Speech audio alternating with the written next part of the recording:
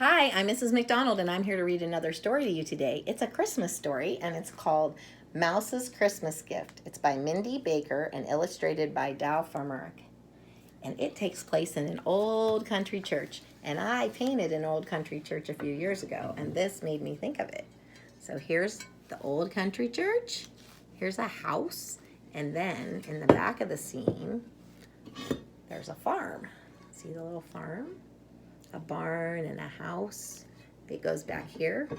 And then when we get close to Christmas, I'll put a light in it. And it'll all show up a great big scene with the farm and the church. It reminds me of where I grew up. Because where I grew up, I was out in the country, and you drive along and see farms, and every here and there, there'd be a little country church. So this made me think of that. So I thought that would give me an excuse to show you something that I made.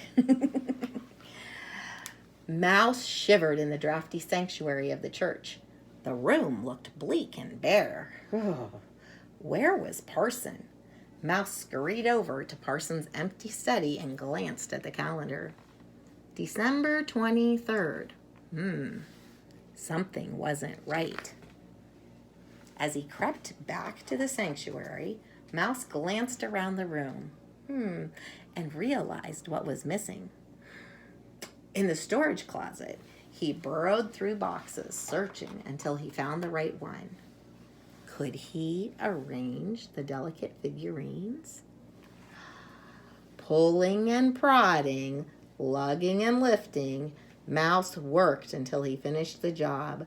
When he was done, sweet baby Jesus slept in the manger. Beside him stood Joseph and Mary, God's faithful servants. There was the magnificent angel that announced the greatest message of joy the earth would ever know. The lowly shepherds and sheep, chosen to hear and spread the good news, were there. And last but not least, the wise men from the east, who followed the star and brought gifts to the King of Kings. But something still did not feel right. Where could Parson be? Mouse ducked through the crack in the wall, and he raced through his tunnels until his wet nose poked into the small living quarters in the back of the church. "Parson, your fever is worse," said his wife as she brushed her hand across his forehead. Parson began to cough. "I guess I have no choice," he mumbled as he pulled the quilt over his thin, shivering frame.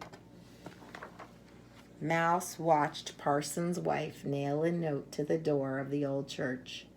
Christmas Eve service canceled. Mouse's tail drooped. Parson had never canceled a Christmas Eve service before. Mouse had to do something, but what?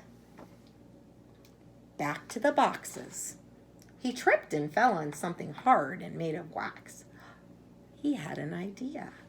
Mouse set a sturdy candle in the window of the old church and lit its wick. The glow filled the room. But would anyone see it? That night, Mouse stared at the nativity in the soft glow of the candlelight as he drifted off to sleep. Across town, Alexander Stevens peered out his window into the starry night. The streets of the village looked deserted. The decorations stayed tucked away. Grim, worried villagers repeated the phrase, "No money for Christmas. No money for Christmas." Alexander sighed. Did it really take money to celebrate Christmas? In the distance, he saw the silhouette of the old church, its strong steeple pointing up to heaven. He blinked. Then he blinked again. Was that a light in the window?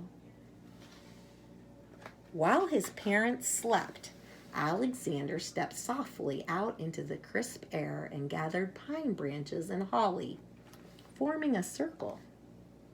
He ran to the church door and hung his meager wreath in place. Joy to the world, Alexander whispered to himself as he headed back home. The next day, Lizzie Jenkins noticed Alexander's wreath on the door of the church. She pointed and said to her sister, "That pine tree looks bare standing next to that wreath. Let's tie our hair ribbons on its branches to decorate for Christmas." From his forge, the blacksmith watched hair ribbons, quilting squares, and scraps of fabric appear on the tree as many passerby stopped to add a decoration. He began to heat and shape a piece of scrap metal into a shining star. I bet I know what that's for. When the blacksmith thought no one was looking, he carried a ladder over and set the star in its place. Out her window, Widow Bartholomew's eyes studied the blacksmith as he placed the star on top of the tree. A smile crept onto her face. She looked in her cupboard and spotted the jar of strawberry jam she had saved for a special occasion. Then she set to baking bread.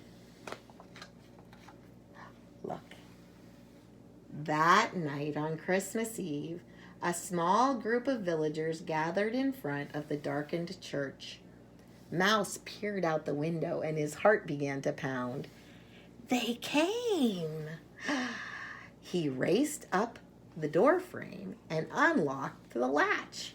The townspeople talked and whispered in front of the church. "It's been a while since I've been to church. Where's Parson and his wife? I think he's been ill." They tried the door and found it unlocked. "I could light a fire in the stove," said the blacksmith. "I've brought my bread and strawberry jam to share," added Widow Bartholomew.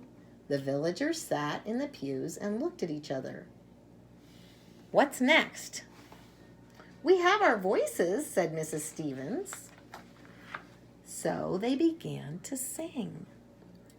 "Oh, holy night, the stars are brightly shining. It is the night of our dear Savior's birth.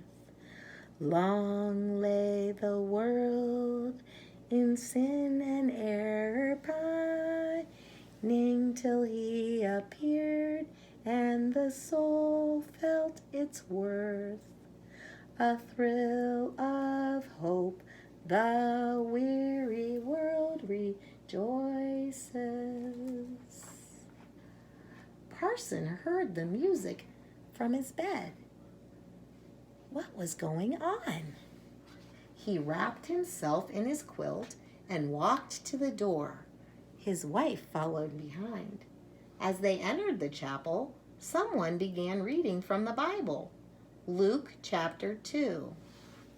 In those days, Caesar Augustus issued a decree that a census should be taken of the entire Roman world. Parson sat down in a pew and stared. Why had the people come? Who set up the nativity? Had he left the church unlocked? He closed his eyes and listened. "I bring you good news that will cause great joy for all people. Today in the town of David, a Savior has been born to you. He is the Messiah, the Lord. This will be a sign to you. You will find a baby wrapped in cloths and lying in a manger." Parson smiled. Good news of great joy. The baby Jesus is the Savior for all people. He fills our greatest need. Mouse watched from his home in the wall, a smile on his face. He nibbled a bit of bread and strawberry jam. Christmas Eve, all was well.